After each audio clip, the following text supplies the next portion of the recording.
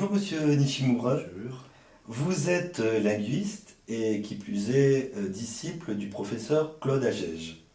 Vous venez de publier un livre sur la catégorisation en linguistique. Alors je vous avoue, en tant que candide en linguistique, je souhaiterais savoir ce que vous entendez par catégorisation.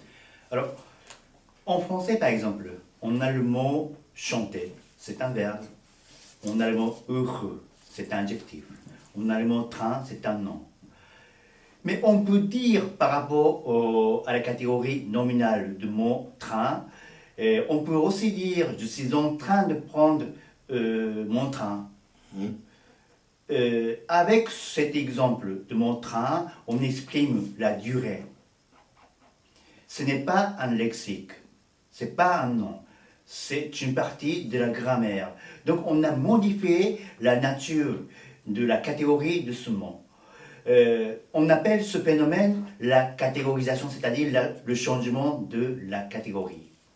Je vous comprends. Alors, dans ce cas-là, pourquoi les langues s'organisent-elles en catégorisation? Organisent-elles cette catégorisation? Alors, dans toutes les langues du monde vivantes, on a la catégorisation. Pourquoi? Parce que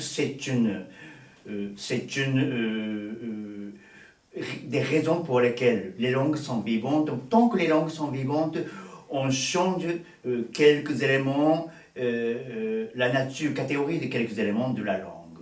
Comme notre corps connaît la métabolisation. C'est la même chose. Alors, quels sont les types de catégories, les types de catégorisation que vous décrivez dans cet ouvrage? Alors moi j'ai travaillé dans le cadre de mon livre sur les trois types de catégories de catégorisation. Le premier, j'ai travaillé sur sur la catégorie de personne par rapport à l'acte de parole. Deuxième point que j'ai étudié, j'ai travaillé sur les noms de parenté qui changent sa catégorie. Troisième perspective que j'ai décrite dans le cadre de mon livre, j'ai travaillé sur la catégorie grammaticale de morphèmes qu'on appelle médiaphores, en travaillant sur le japonais dialectal, dialecte du japonais méridional.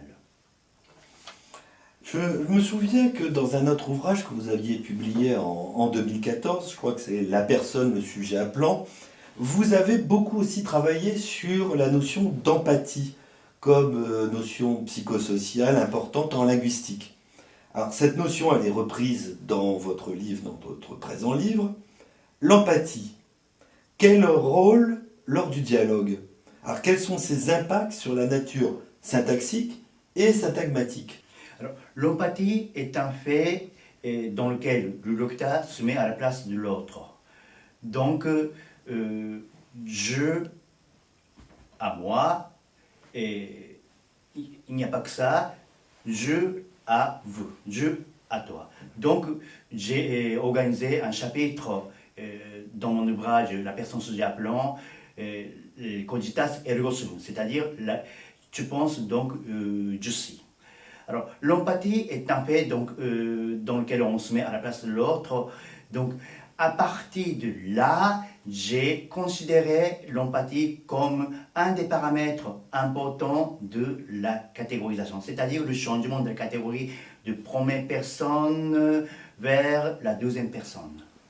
Donc le passage de la première à la seconde personne. À la seconde personne. Donc le changement de personne. Alors justement, y a-t-il ce phénomène de la première personne ou de ce passage de la première personne vers la seconde personne dans d'autres langues? Oui, nous avons un phénomène semblable en tibétain. Même en français, vous savez très bien qu'on dit de quoi je me mêle. On ne dit pas forcément de quoi tu te mêles. C'est un bon exemple intéressant à examiner en français. Alors vous mettez aussi l'accent sur la valeur des noms de parenté. Alors non seulement en sciences sociales naturellement, mais aussi en linguistique. Alors quels sont les faits des langues qui concernent justement ces noms de parenté? Alors, les noms de parenté, certains noms de parenté sont utilisés en dehors de sa portée sémantique et biologique. C'est-à-dire qu'on s'adresse à quelqu'un et avec qui on n'a même pas de lien de parenté en utilisant les noms de parenté. On dit oncle à quelqu'un qui n'est pas mon oncle. On dit mon frère à quelqu'un avec qui on n'a même pas de lien de parenté. On s'adresse à son ami, on dit cousin. Alors, ce sont des phénomènes qu'on appelle en anthropologie le système classificateur des noms de parenté.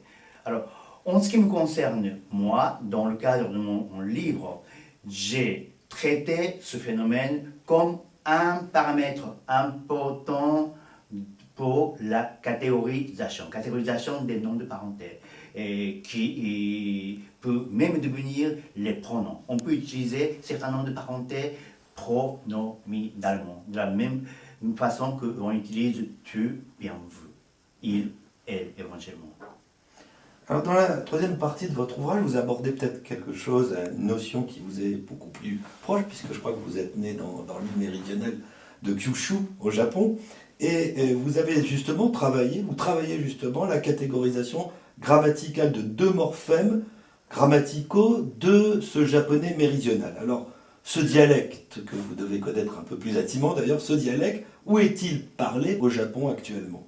Alors, ce dialecte, on l'appelle le Chikugo, est un dialecte du Japon parlé dans l'île Kyushu, si vous le connaissez. Alors, du côté de Fukuoka. Fukuoka. Très bien. Et vous avez employé une notion qui est la notion de médiaphore, ou le morphème du médiaphore, alors, que vous avez étudié dans cette partie. Alors, qu'est-ce que le morphème du médiaphore? Alors, médiaphore, avec le médiaphore, on mesure la responsabilité de l'octave par rapport au contenu de l'énoncé. En français, par exemple, on dit « il me semble qu'il est revenu ». On peut aussi dire que « j'ai entendu qu'il est revenu ».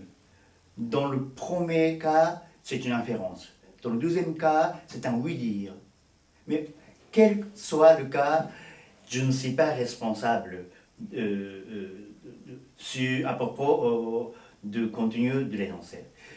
Alors, en japonais méridional, on a deux morphèmes grammaticaux de médiaphore. Je vous comprends bien. Et maintenant, au terme de cet ouvrage, justement, quels sont vos projets de recherche après ce travail? Alors, je suis en train de travailler sur la grammaire, la description grammaticale de quelques éléments de morphèmes du japonais méridional. Alors, à partir de là, j'essaie de retravailler sur les processus de la catégorisation grammaticale dans une perspective typologique, en tenant compte des autres langues du monde. D'accord, donc en fait, vous partez de la langue, un peu de vos origines, et vous voyez à partir des constructions de la langue de vos origines, comment elle se reproduit ou comment, en fait, elle a été valorisée ou utilisée dans d'autres langues. Donc vous faites une sorte de linguistique comparative. Oui, oui.